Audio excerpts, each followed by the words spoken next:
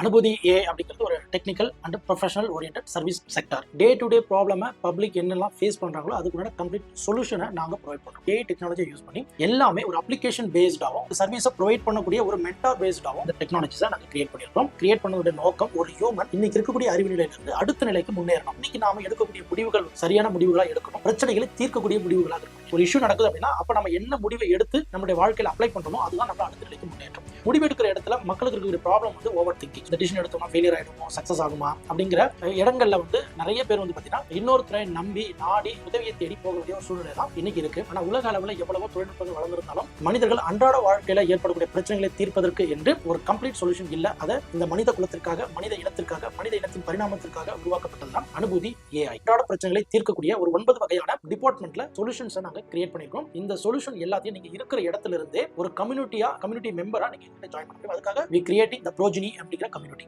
அந்த progeny கம்யூனிட்டியில நீங்க onboard ஆனீங்க அப்படின்னா உங்களுடைய டே டு டே ப்ராப்ளமான சொல்யூஷன் இமிடியேட்டா இருக்கிற இடத்துல இருந்தே கிடைக்கும். இதுதான் நாங்க எங்கெங்கிருந்து ஏதேது கேட்பினும் யாவருக்கும் அங்கங்கிருந்தே அருளும் அனுபூதி ஏஐ அப்படிங்கிற ஒரு கோட்டோட நாங்க உங்களுக்கு ப்ரொவைட்